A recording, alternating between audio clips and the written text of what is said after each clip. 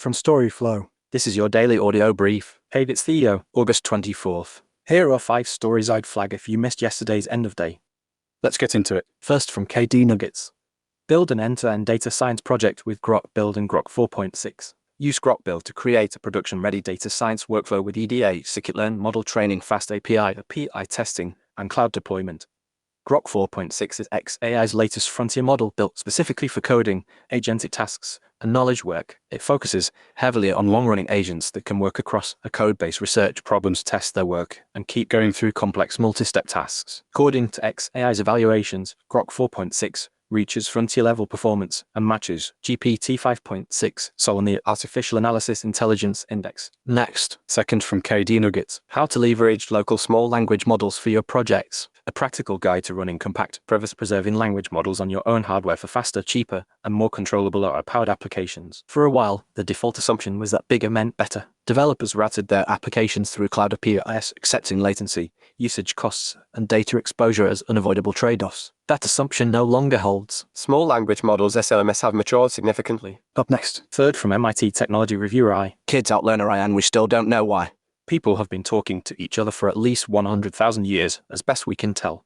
And in all that time, there has been only one thing in the world that could learn a human language to perfect fluency: a human child. Now there are 2. 4 short years after the release of ChatGPT, many of us now take it for granted that we can converse naturally with our phones or computers. LLMs like Claude, DeepSeek, and OpenAI's GPT models are fluent and flexible enough to masquerade convincingly as humans. And then, fourth, from MIT technology reviewer I. How to encourage smarter AI use in the classroom. This article is from Making AI Work, MIT Technology Review's limited-run newsletter examining how to apply LLMs across industries. Chatbots took many schools by surprise upon their release a few years ago.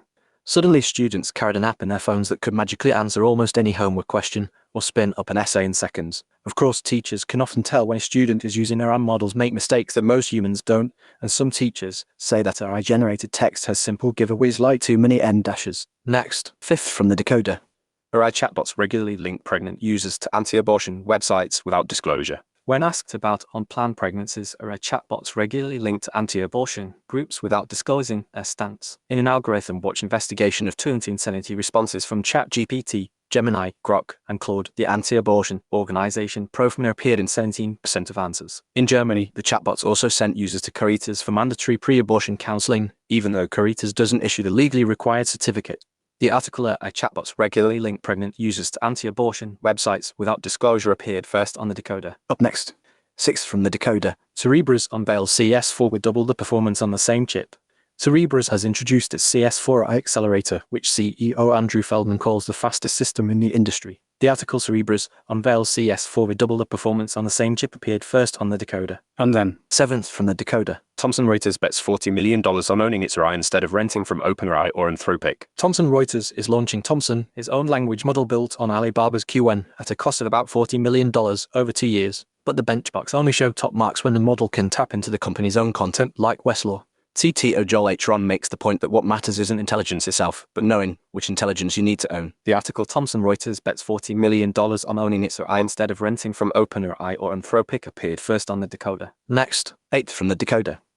Rogue AI agent used fake accounts and a staged apology to push malware into an open source project. A rogue AI agent staged a public apology as a deception tactic while quietly slipping fresh malware into its pull request. The article Rogue AI agent used fake accounts and a staged apology to push malware into an open source project appeared first on the decoder. Up next, ninth from Towards Data Science. AI agents don't need more context, they need typed context. AI agents don't just have a context problem, they have a context typing problem. When instructions, memory, retrieved evidence, and tool outputs are flattened into one string, their semantic boundaries can disappear.